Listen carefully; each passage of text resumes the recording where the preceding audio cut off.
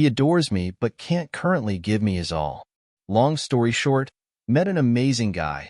We went on lots of dates which then led to sleepovers, us cooking each other dinner, shopping trips, and constant and consistent communication. It was only a couple of months, but we grew super close in that time. It may sound quite intense, but I promise you it was a slow burner. We grew closer and closer after each date, and the first one was not intense whatsoever. I think these sort of things hurt more as you're essentially still in the honeymoon stage.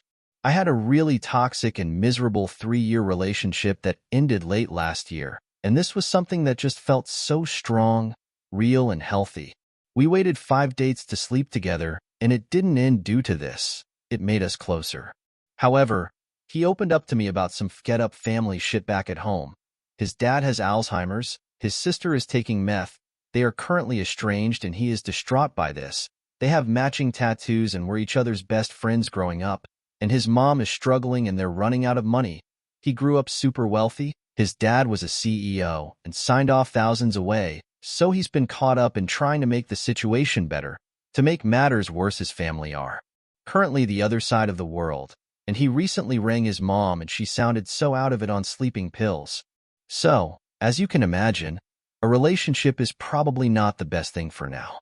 But he was willing to try and fix himself so he can be with me, as he expressed what an amazing connection we have, and how easy and natural it is and how close we've grown. After a weekend of trying to make it work, and he tried to get himself out of the horrible mood caused by the noise in his life, he broke things off with me on Monday and said he hates himself for doing it, but hated himself even more for spending time with me, knowing feelings are getting stronger, and mentally he couldn't give me more than he was already giving, and that I deserved to be his priority 100% of the time, and it killed me that he couldn't be. I will show you the messages. The first one was on Friday when we had a bit of a disagreement, as I got a bit upset about where it was heading, where he said he still wants to see me and tries, he cares about me deeply and wants it to work. And then he phoned me on Monday almost crying, and I admittedly lost my shit with it as I was so upset about not being able to speak to him anymore. This was Friday when he was going to try and make it work. I'm so sorry you've been feeling sad. I feel like my mood is what drove you to say the things you said last night. I just need things to slow a bit. It's so unfair on you, but there's gonna be so many more days when I'm in that mood, and I'm trying so hard to stop them. My work is my dream job, and the reason why LVE stayed in London and my family means so much to me, so there's going to be so many days ahead where they will get in the way, and you'll notice I'm not the same person. You should be the #1 priority, and it kills me that you're not 100% of the time. It's absolutely nothing to do with you, but there's so much noise in my life that I simply can't just turn away from. I'll never lie to you. I'll never ghost you. I'll always be honest and upfront to you. But please don't use my moods to fuel your insecurities, BC. You have literally nothing to be insecure about, and none of this is to do with anything you've said or done. Just be aware that I can't give you my all right now. I'm not saying I don't want to see you anymore. OFC, I want to see you, and the thought of ending things made me really upset.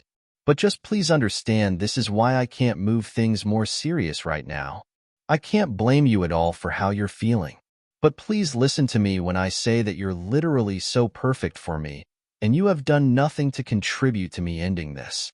I hate myself for doing this, but I hated myself even more spending time with you, knowing that feelings were growing stronger and stronger. It wasn't until a week ago where my mind kept stopping me from liking you more and more, and I could see that things were getting more serious.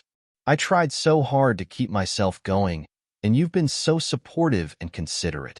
I thought I was ready for a relationship, but I can't give you my all, and the thought of other girls literally makes me feel sick.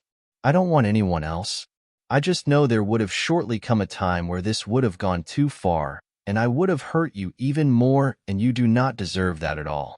You're so beautiful and intelligent, and you deserve everything, and I truly mean that on my own mother's life. I don't know what's wrong with me, and I'm going to take this time to figure it out, and I pray that life brings us back together again when the time is right. I understand if you're confused. So I am. I don't know why I'm like this, and I thought if anyone would help me overcome it, it would be you. Please believe me when I say you're such a rare girl that's come into my life. I was so proud to show you off to my friends, and you know that. Things just hit a point where I knew I couldn't give you more than I already was. Please try to understand. I'm sorry I've hurt you. It breaks my heart and is killing me so much right now. I just can't give you the love and emotions you deserve right now. I'm so sorry. I don't really know what the point of this post is. I just want to express how sad I am that someone that actually showed up, was consistent and cared deeply about me, always gave me such good advice, compliments, spent time with me, and never made me feel shit can't be mine. I just guess I'm going to hold out hope that maybe one day we'll be together, but it sucks that we can't speak, and I still have so little self-worth that it feels like it's my fault, when I know it's not. Is this right person wrong time?